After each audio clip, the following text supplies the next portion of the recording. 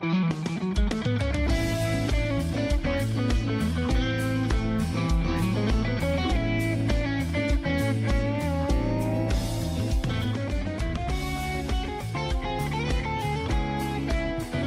to Hope for the Caregiver. This is Peter Rosenberger. I am glad that you are with us. This is the nation's #1 show for the family caregiver here on American Family Radio. We are thrilled to have you with us. 888-589-8840, 888-589-8840. Millions and millions and millions and millions of people put themselves between a vulnerable loved one and even worse disaster. They do it every single day. Maybe you're one of those individuals. Maybe this is where you are. Maybe you have a loved one who is dealing with Alzheimer's, or a child with special needs who's dealing with autism. Maybe you're in the orbit of somebody who has an addiction, alcoholism, drug addiction. Maybe you are struggling with somebody who has a mental illness. Whatever the impairment,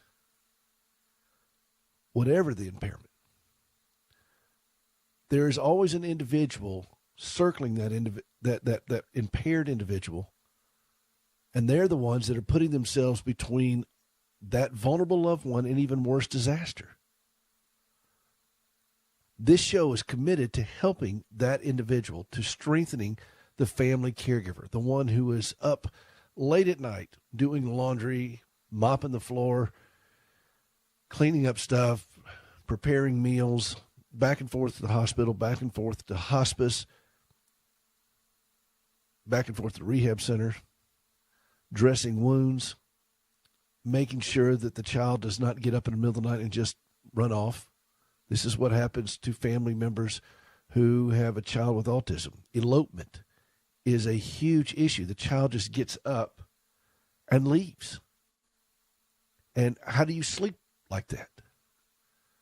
And there are ways that we talk about things, where there are ways to use technology to help with that sort of thing. But, I mean, that's a real fear. They just get up and just leave.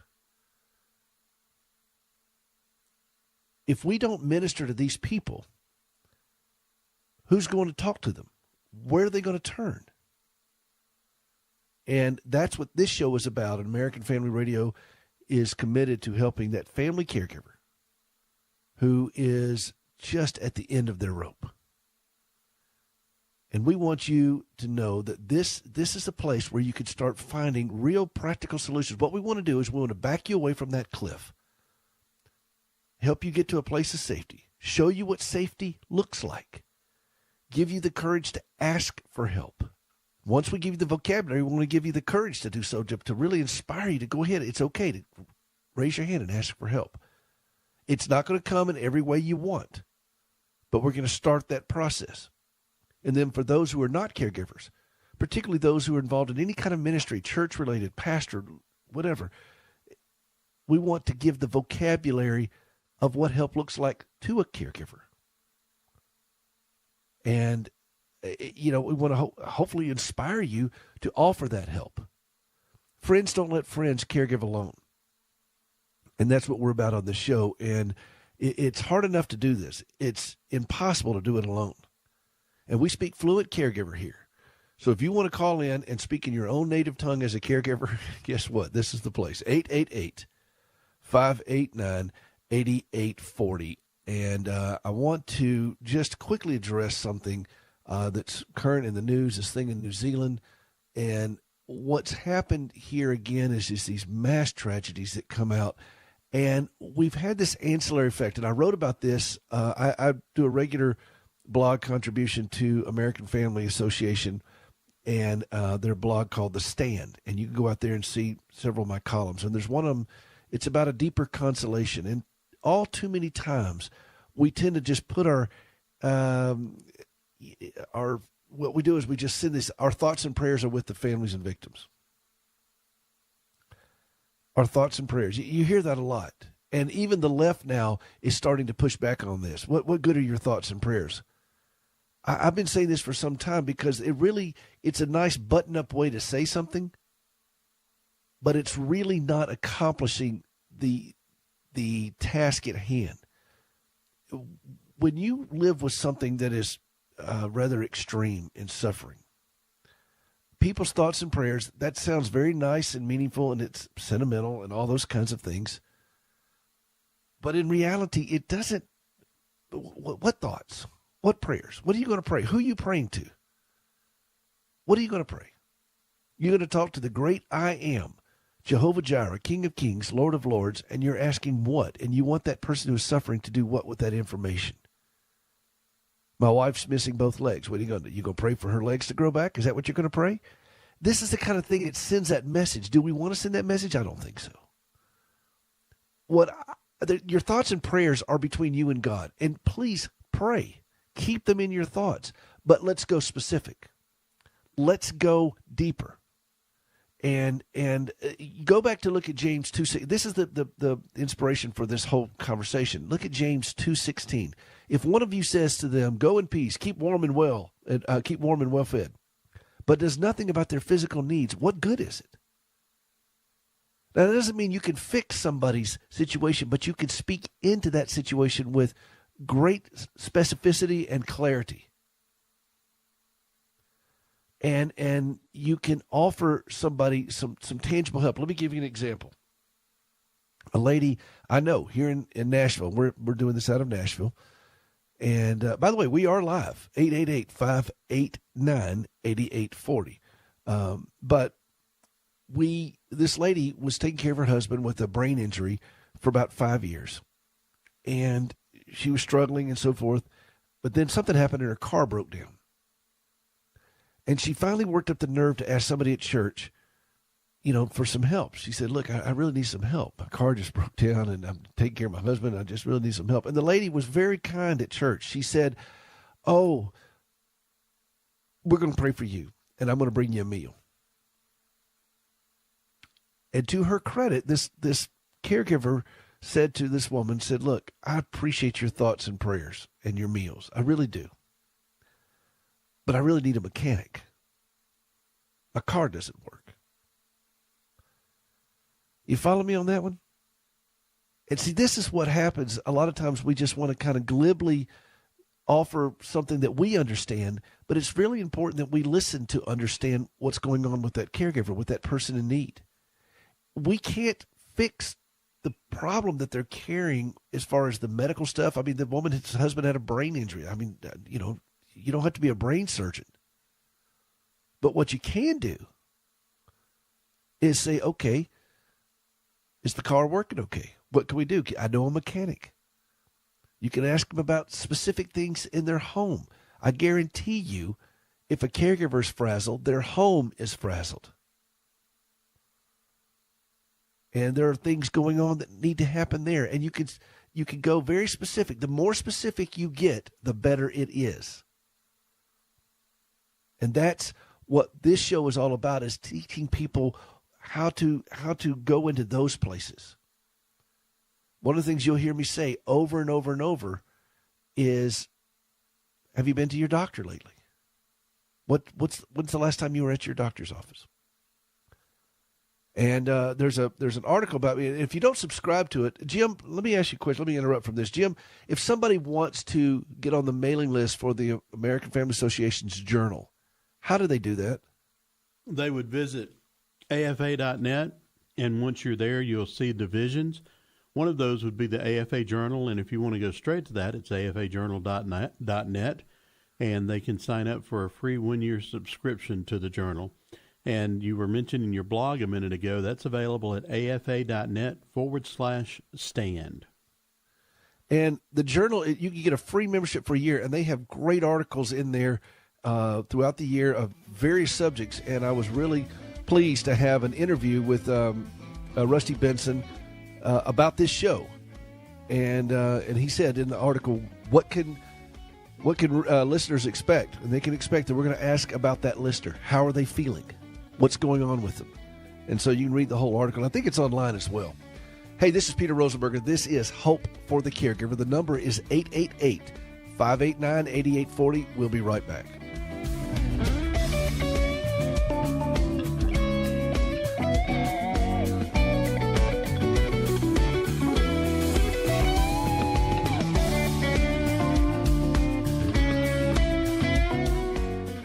Have you ever struggled to trust God when lousy things happen to you? I'm Gracie Rosenberger, and in 1983, I experienced a horrific car accident leading to 80 surgeries and both legs amputated. I questioned why God allowed something so brutal to happen to me, but over time, my questions changed, and I discovered courage to trust God. That understanding, along with an appreciation for quality prosthetic limbs, led me to establish Standing with Hope. For more than a dozen years, we've been working with the government of Ghana and West Africa, equipping and training local workers to build and maintain quality prosthetic limbs for their own people. On a regular basis, we purchase and ship equipment and supplies, and with the help of inmates in a Tennessee prison, we also recycle parts from donated limbs. All of this is to point others to Christ, the source of my hope and strength. Please visit standingwithhope.com to learn more and participate in lifting others up. That's standingwithhope.com. I'm Gracie, and I am Standing with Hope.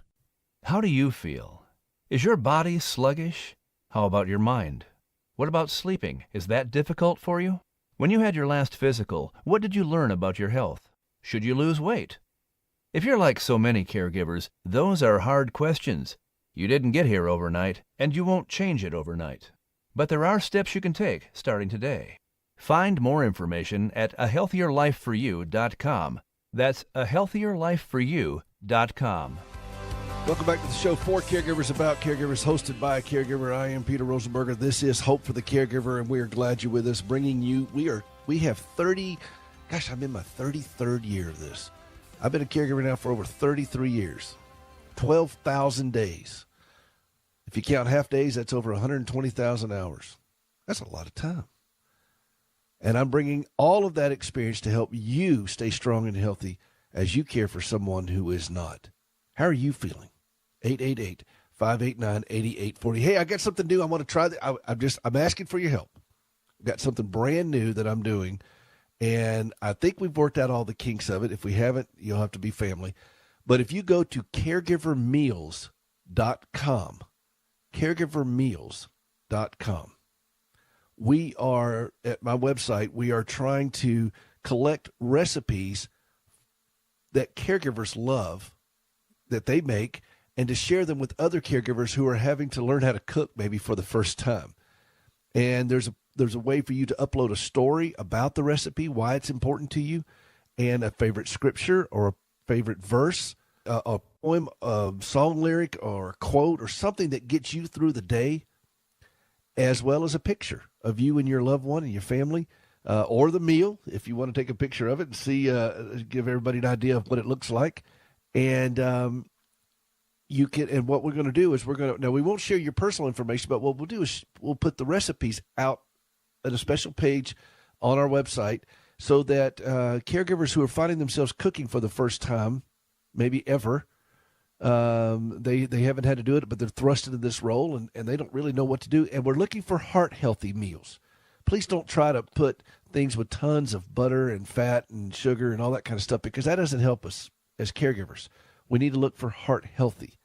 And a guy that's been really mentoring me, and you guys will know who he is, Graham Kerr, he's formerly known as the Galloping Gourmet. And he really changed his entire life around when his wife got sick. He was a caregiver for his wife for 28 years, and she had some real health problems, and he blamed himself. He blamed the way he cooked, because he cooked with a lot of fat and so forth. And so he changed everything. And he's on a real mission. He's been that way for some time, to help people learn to look at food differently so that we can be healthier individuals. It doesn't do much good if we're putting all this stuff in our body that's not helping us. So if you've got a recipe that you like, and maybe you could substitute something in it. Maybe you're using cream, and maybe we can substitute Greek yogurt for it, that kind of stuff. But it's a recipe that means something to you. Go to caregivermeals.com, and upload it. And if it doesn't work, I mean, it's not because I didn't try hard. I did. But, I think it should work. I think we've worked out all the kinks of it. So I look forward to seeing what you're cooking and what we can share with other caregivers. Because let me tell you something, cooking meals can get a little bit gnarly. You're at the end of the day and you're tired, and you just throw something together, and opening up macaroni and cheese out of a box kind of thing, that is no way to live. And I think we can make heart-healthy meals that are easy to prepare, don't require a lot of brain power, but they have a lot of great benefit to our bodies, and it's important for us to stay healthy. because we're taking care of someone who is not. All right, let's get to the calls here. And this is Aurora in Kansas. Aurora in Kansas, good morning. How are you feeling? First, thank you for giving me this time. And every weekend I'm listening to you, but my English is not really, really good. I'm trying because I really need help for my mom. But maybe you understand. Well, first off, let's back up. How are you feeling? I feel good, but my heart is broken for my family. I'm staying with my mom.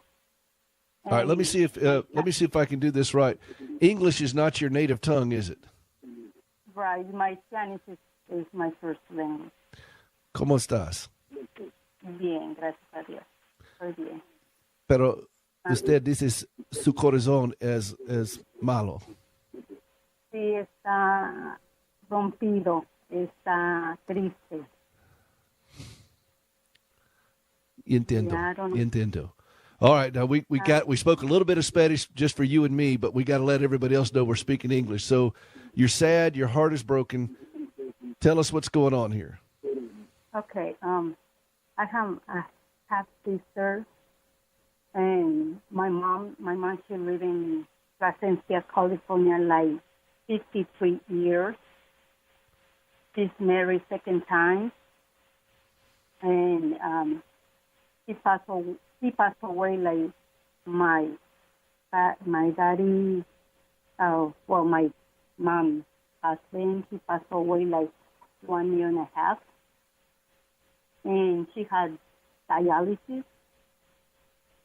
and nobody take it to her. She lived only for 1 year in her sale in the home, and my half sister she lived in Texas. So you were doing all the work? Yeah, I'm living here in Newton, Kansas. And so kind of what's going on with you today? Okay, my mom, she needs help, and she called my half-sister where she lives in Texas. And she go to, what is this year in September, last year, October, she going to pick it up my mom to Placencia, to Texas. And she never lived with my mom. How? Because she and how is that how is that going right now? Well, she lived with with uncle, and she not love mama anymore. She have 41 years now. So she's not. Your mother. Let me make sure I understand this so everybody can understand what's going on. Your sister, your half sister, your mother went to go live with your half sister, but she's never done that before, and now your half sister doesn't want to do this anymore. Yeah, don't want it. My mom she need help because I'm Mexican. Well, so where's your mother? My mother, my half sister, she picked it up to California and she moved to Texas. But where is your mother? Now she's in Texas. So your mother is still with your half. So your mother is still with your half sister. Right. But she's not happy there. So can you bring her back to? Can you bring her back to Kansas? No, because suppose my half sister she had a power of attorney, POA. Okay. And my mom, she talks to my sister every time she's coming to here with me. She speaks only English, not Spanish. She wanted to, I try to speak to my sister, my half sister, and she said, you're crazy, and maybe give it to my mom. My mom, she had a house in Placencia, California, and she sell everything. And all right, so you're basically, let me cut right to the chase because I don't want to cut you off at the break here. But so basically, your half sister has kind of taken over everything and has sold your mother's property, and your mother is stuck with your half sister, but she's not happy, and you don't know what to do. Is that correct? Right, that's correct. She's walking Well- because she don't want to leave it with her. And she's walking. You know that temper is too cold while she's walking. She loves my mom because she don't want to stay with her, and she needs somebody help to her. And the policeman Are you worried about your mother's safety? Yeah, my mom, she's crying every time. My sister, she say they don't want to see her no anymore in the nursing home because when I want to see to my mom, maybe she calls to the police. Well, if you're worried about your mother's safety, there are organizations that you could call that can check in on her and make sure she's not going through elder abuse. Now that's kind of a nuclear option. So you can almost forget about having a positive relationship with your half sister once you pull that trigger. But Right. that may if you're worried about your mother's safety, that may be the place and the way to go. And what I would recommend doing, do you have any type of access to legal or professional care of any kind? Uh-huh. Do you have an attorney that you could call? Do you have a social worker that you could call, or somebody to that effect? Because there are agencies in Texas. If there's a suspected elder abuse, you can call them. And what they'll do is they'll go check on things to make sure that your mother is not being mishandled. If you're worried about her safety, Yeah. I have you follow me? To that one, I have a liar. I have everybody and nobody told me. They say no. They wanted to go to Wichita, and I go to Wichita. No, I wanted to go to Texas for somebody told me. Nobody told me. And I have Well, it sounds like your sister has done a pretty good job of locking everything up so that she's in control. And you're going to have to fight two battles, it sounds like. And I'm trying to get a picture of what's going on. One of them is you're going to have to fight a battle to make sure that you can start getting control back of your mother's stuff if that's something you think you need to do. And then the other one is you need to start probably with this first to make sure your mother is safe and well cared for.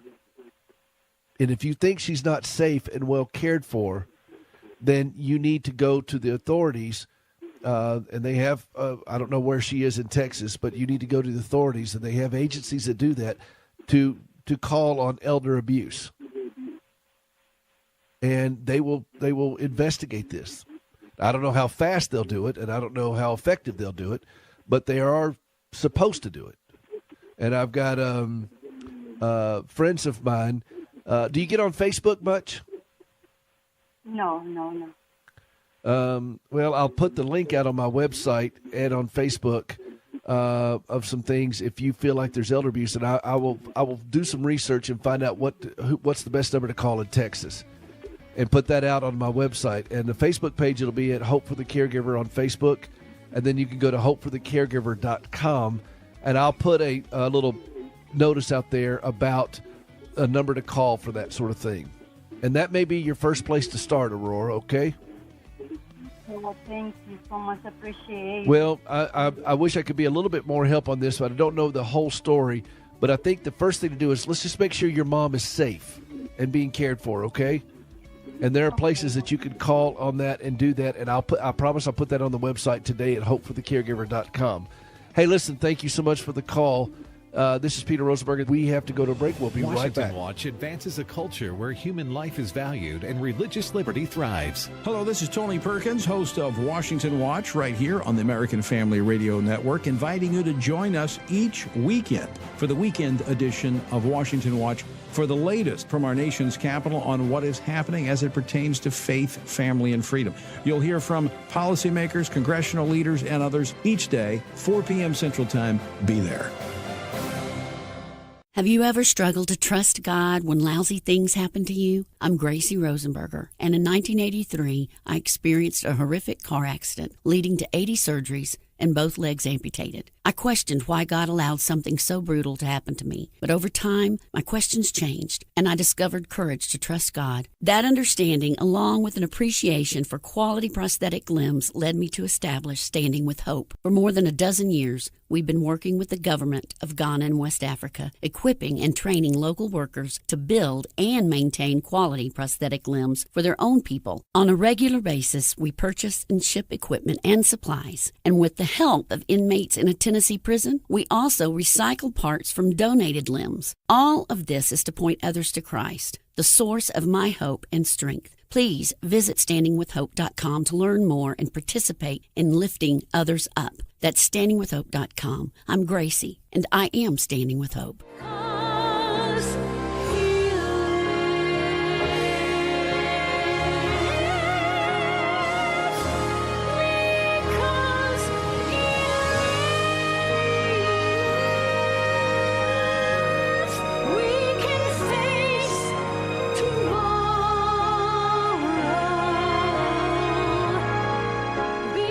Welcome back to the show for caregivers, about caregivers, hosted by a caregiver. I'd never get tired of hearing that song. I'd really just love that. That is my wife, Gracie, with Johnny Erickson Tata, and I just love listening to those two women sing. Oh, my goodness. Well, Peter, one day you need to send me the whole song.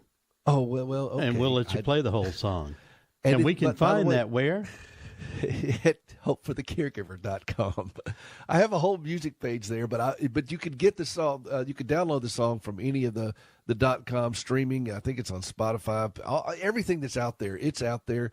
I will get that to you. I just love it. And Johnny just finished up a pretty intensive bout of cancer for her second go around, and Gracie would sing songs to her on her phone and just send her clips of it, and they would sing, and Johnny would play it, and then she would FaceTime with Gracie, and they would sing in harmony together. It was just really meaningful to watch these two women. My wife, Gracie, for those you don't know, 80 surgeries, both legs amputated. She was hurt when she was 17, just like Johnny was hurt when she was 17, several years apart, but Gracie was hurt back in 83.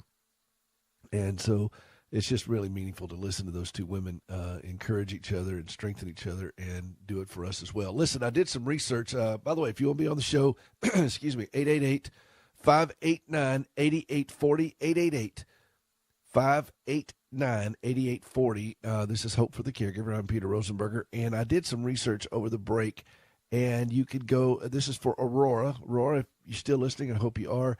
There's a 800 number you can call in Texas to report abuse. Now, again, this is the nuclear option, so you could kind of forget about having a decent relationship with your half-sister after this, at least for some time. But it's 800-252-5400.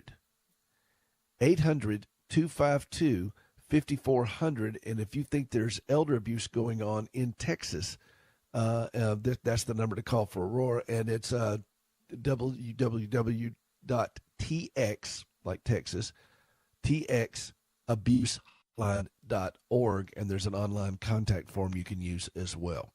That abuse thing, it's right there at the top of their webpage at dfps.state. You just Google it. Unfortunately, they don't make easy website addresses sometimes in state government for things like this, but the best way to do is txabusehotline.org. And Aurora, if that's what you think is going on with your mother, I would point you to that place, because her safety is more important right now, even than your harmonious relationship with your sister, if you think that's what's going on. 888-589-8840 if you want to be a part of the show. This is not an uncommon situation that is going on with so many, and families become very fractured over who's going to do what. I've gotten so many emails. I was on the 700 Club recently, and when you do a big show like that, you kind of get flooded with just heartbreaking situations, and I was just getting a lot of emails. I've been trying to still come out from underneath them and address these things as best as possible. But there's just so much out there where families are just coming to blows. They are being just ripped apart over, these things. And a lot of times it has to do with controlling the estate and the money. A lot of families will will struggle with that. In fact, I got a buddy of mine who's a neurologist here in Nashville at Vanderbilt, and he deals with Alzheimer's and Parkinson's and Huntington's disease. There's three big areas where he deals with. But we were talking about this, and he said that when the family gets a diagnosis of Alzheimer's, for example, the first question asked is, how much is this going to cost? That's the first question, he said, by far, that most families ask. How much is this going to cost? And it's an extremely expensive, and the costs are more than just monetary. What it does to families and how it affects families. And so then you got somebody saying, well, they're not doing a very good job of this, or there's just all kinds of dynamics that get involved. And I cannot stress enough to you, do not try to do this by yourself. There's legal help available. There are social services available that you can do this. They're not going to move as fast as probably you would like. But if you try to do this by yourself, chances are this is going to go south on you. This can be an incredible sticky wicket for you. And I just cannot stress that strongly enough. And it may just start with your pastor. And one of the things you hear this a lot on my show is me pushing back to pastors, pushing back to the church. I am of the mindset that if the church is not out in front of this issue, then we are in real, real deep trouble. Because what is the world going to be saying? You think about this. You've got a family with a special needs child that is pushing them to the break. To the brink and the breaking point. And I know people that are like this, that are having these kinds of difficulties. I had a family member, the child just screamed incessantly. This was just going on and on and on. The family was just becoming just so frazzled over this. And when you got a child with that kind of situation going on, what are they listening to? Who are they listening to? Are they going to listen to the governor of Virginia, who is saying, if a child with severe deformities is born, we're going to put it aside and then we'll have a discussion? Is that who we're going to listen to? Maryland, just yesterday, passed another medically assisted death bill where they're allowing this. They're joining, I think that's now the 8th or 9th state. I don't know. The numbers are starting to pile up. Hawaii, their law enacted at the first of the year, and now Maryland is following suit. And at least Maryland did this. There were lawmakers that were weeping as they were doing this, rather than applauding like New York state legislator over late-term abortions. But as long as the viability of life is being dictated by state legislators, we're down a dark path. And if the church is not out there speaking life into these situations and pointing people towards life and strength and fortitude, and where's that going to come from? It's not going to come from the state legislators. And this is what I'm concerned about. And you get these family caregivers who are thinking, okay, would it be better just for mama to go ahead and go? Put them out of their misery. You just heard Johnny and Gracie singing "Because He Lives," and at that last chorus, you can go download the song. It's on iTunes, Amazon, whatever it is. You go get it. But it said the two of them say together, "Because He lives, we can face tomorrow. Because He lives, all fear is gone." Now, those are great lyrics that Bill and Gloria Gaither, that stamped on us in every hymnal and everything else. But when a woman who's been in a wheelchair, paralyzed as a quadriplegic, and has faced cancer twice, sings that, with another woman whose body is just broken and has gone through surgery, just 80 surgeries that I can count, and lives with pain every day, and both legs are gone, when those two women sing that, they're hearing life and they're communicating life in a way that the rest of us desperately need to hear. What do they know about Jesus that we need to, that they could sing a song like that? You can't fake that kind of stuff. I've seen a lot of people who kind of skate by on stuff for a couple of months or maybe a couple of years. But when this thing stretches on for decades, like it has for Johnny, who got hurt in 67, Gracie got hurt in 83, when this thing stretches on for decades, you're going to need something more substantive to hold on to. What are you holding on to? As a caregiver, right now, what are you holding on to? What is getting you through the day as you're watching somebody you love suffer or slip away or act out or whatever? What are you holding on to? 888-589-8840. Because if we're not pointing each other to something to hang on to grasp with everything we have, then what are we doing? And who are they going to listen to?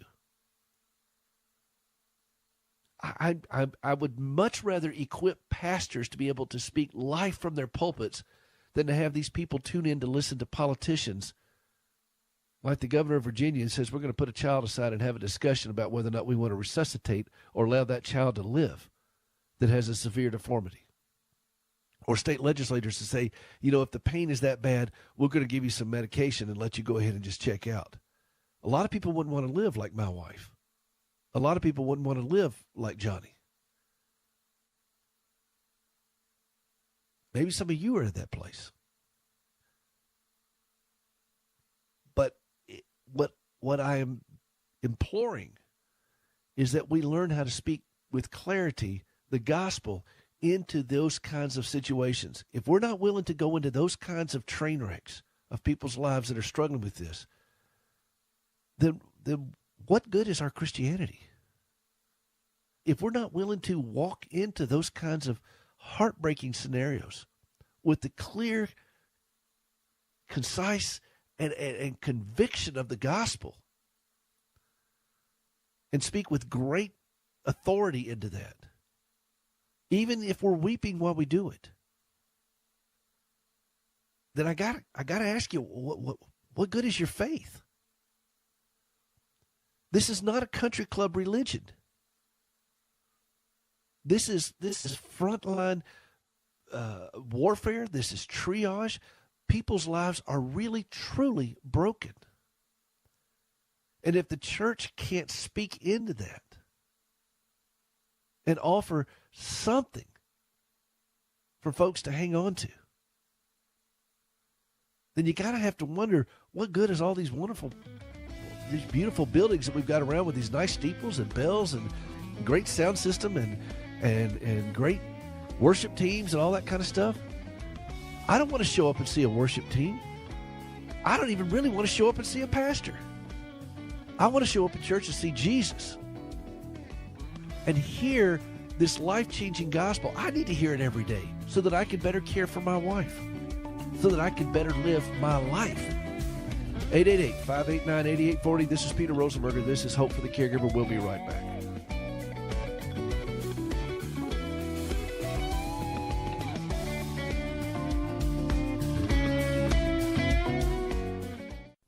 Hey, this is Peter Rosenberger. Have you ever helped somebody walk for the first time? I've had that privilege many times through our organization, Standing with Hope. When my wife, Gracie, gave up both of her legs following this horrible wreck that she had as a teenager, and she tried to save them for years, and it just wouldn't work out, and finally she relinquished them and thought, wow, this is it. I mean, I don't have any legs anymore. What can God do with that? And then she had this vision for using prosthetic limbs as a means of sharing the gospel, to put legs on her fellow amputees, and that's what we've been doing now since 2005 with Standing with Hope. We work in the West African country of Ghana, and you can be a part of that through supplies, through supporting team members, through supporting the work that we're doing over there. You could designate a limb. There's all kinds of ways that you can be a part of giving the gift that keeps on walking at standingwithhope.com. Would you take a moment to go out to standingwithhope.com and see how you can give? They go walking and leaping and praising God. You can be a part of that at standingwithhope.com. Welcome back to the show for caregivers, about caregivers, hosted by a caregiver. I am Peter Rosenberger, bringing you 3+ decades of experience to help you stay strong and healthy as you take care of someone who is not. And we're glad you're with us. 888-589-8840, 888-589-8840. I want to squeeze in a few calls here. Janine in Texas. Janine, good morning. How are you feeling? Janine, how are you feeling?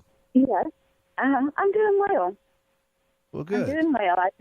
I just wanted to say I stumbled upon your program by accident one Saturday morning on my way to work, and we're used to that, Janine. People stumble by our program every day. we're used to that phrase. And on our program. Well, our story is a little bit unusual. My son is about to be 40 years old, and he was born at 26 weeks. He's a spastic quadriplegic and a double amputee, and now he has esophageal cancer. So we have been down a lot of roads and journeys that my husband and I did not plan. We were really young, and he was our first child. And I just want to say tell people that even though things look impossible, you can do it. But I've learned to live in the moment and be grateful for each day, and to hang on to the Lord with everything I've got. You know, Janine, you are why I do the show, and you inspire me. And what you and your husband go through, my heart is, I'm just deeply moved by this. And I tell you what I want you to do. I want you to hang on, and Jim's going to get your information. I'm going to send you a copy of my book, Hope for the Caregiver, and I'm going to send you a CD that I did called Songs for the Caregiver. And it's just music. Gracie sings about half of it. I'm playing on it, and just some hymns and so forth. I can't do a whole lot for you, but I can give you this, and I think it would be meaningful to you. And I just want you to know that I see the magnitude of what you're carrying, and I want to do what I can to put my shoulder to the wheel of that. And would that be okay? Can I send that to you? That would be wonderful. Thank you. And God bless you and Gracie for the work you're doing for amputees. Adam was born without either hand. He does not have either hand. And but with cerebral palsy on top of it, we've tried all kinds of prosthesis over the years, but right now we're not using anything. But he said it just gets in his way. I have found that a lot of people that are born with congenital limb loss, and that's when you're not born with a hand or whatever, they don't particularly enjoy the prosthesis, particularly hands. No, they really don't. They really don't. It's cumbersome. They don't. It doesn't feel right, and they don't have any awareness of having a hand. So it's not. It just, like, I got a buddy of mine that I knew that was missing it below the elbow, and he felt like when he put on a prosthesis that his arm was like 12 feet long, kind of thing. He just didn't care for it. Most of what we do in West Africa, we do with legs, because we can get the bigger benefit. For get somebody up walking with legs. Hands, technology just has not replaced, enough of what God created in the first place. You can't get that dexterity. But you can't. Let me ask you one quick question. Then I'm going to go and take another call here. But I wanted to ask you, when you hear somebody like the governor of Virginia say, "We're going to put this child with deformities over here to the side, and we'll have a discussion." This is a loaded question. There's no wrong answer. I'm just asking you, what was the reaction you and your husband had? Horrified. Absolutely horrified, because in today's society, they would have viewed Adam as a liability and just put him aside and say, "Oh, it'd be better if he doesn't live." But he had a pediatrician the day he was born that spent 3 days at the hospital with him, and flew a lung surgeon into the area. We were in a small town in Mississippi, and flew a surgeon there to operate on him. They went to extreme measures to save his life, and I wouldn't have had it any other way, because people have no idea what a disability looks like. A disadvantage, but it's really not. It's a blessing if you will let it be. Anybody else that says that, I would think they had rose-colored glasses. But somebody who has taken care of a child with severe disabilities for 40 years, that's kind of worth listening to, folks. What is a scripture that you hang on to when things get pretty rough? Jeremiah 29:11. That's my go-to because he does have plans. Go ahead and say it. Go ahead and say it.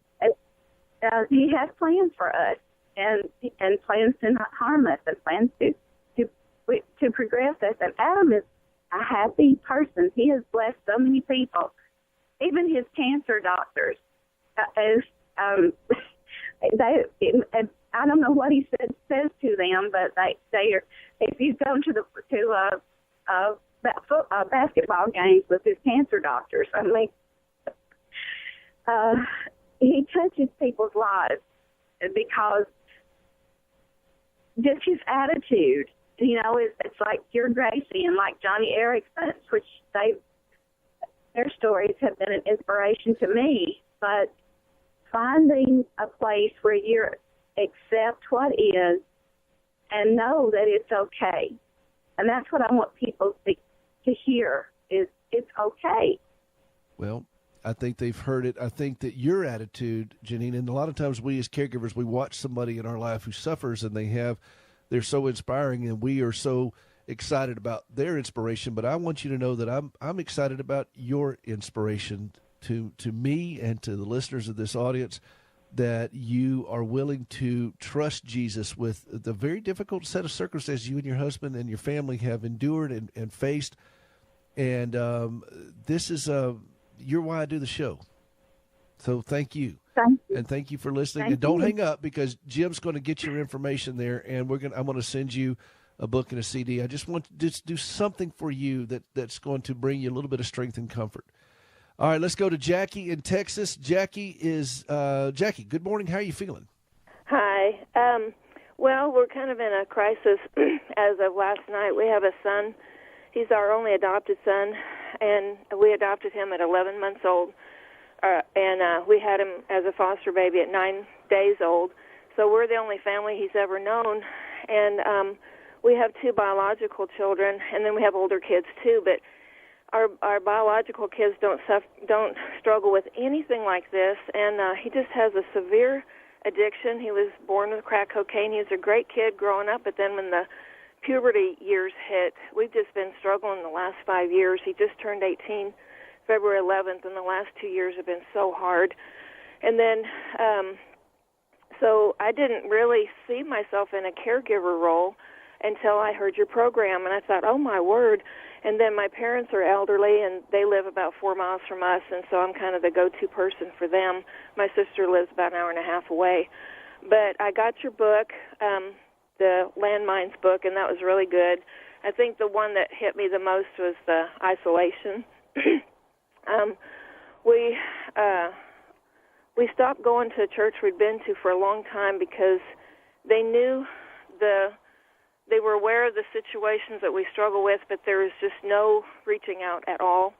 And then we started going to another church, and we've shared with them what we're going through. No reaching out at all. I'm just, when you emphasize that, it just rings so true with me that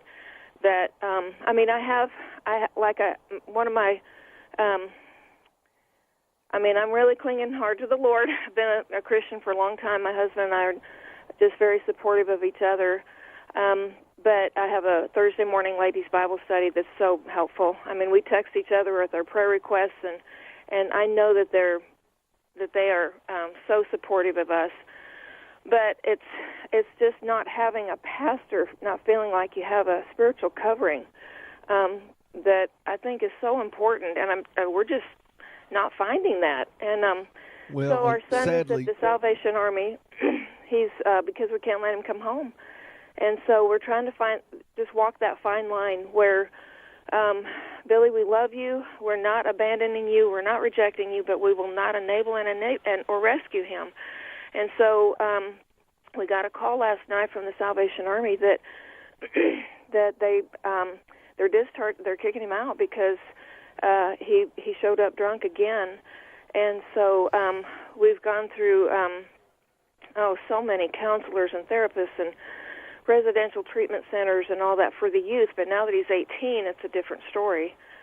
Well, So, let me in the brief little time I have, because I don't want to have to cut you off at the top of the hour. Sure. Are you going to any kind of 12-step recovery program for you and your husband? We were there for a while. There was one here in our town, and I would recommend that strongly. Huh? I would recommend that strongly, even if you don't necessarily theologically agree with a lot of things that are being said there. I think that's where I struggle with, yeah. Mm-hmm. I think I would put that in a box and put that aside, because it sounds like you're strong theologically as you are, but there's some real benefit to being around people who are wrestling this with their own lives and strengthen each other on that. And I cannot stress to you enough how important that is. And there are online as well. There's some things that you can check in with online. There are so many resources, but I think that's the thing, is when you and your husband get to a point where you realize you have to make it whether or not he does. I know. That's kind of where we are at this point, it sounds like. Listen, I didn't get as much time to spend with you on this as I'd like. Keep listening. You can call in next week as well if you want, and we'll talk about this some more. This is a powerful issue that we want to continue addressing, and I want to make a big plea out to pastors and so forth that you've got to take this on. Otherwise, what good is your pulpit? Families are going through this kind of thing. Take it on. This is Hope for the Caregiver. This is Peter Rosenberger. I'm sorry to have to cut it off, but we'll be back next week.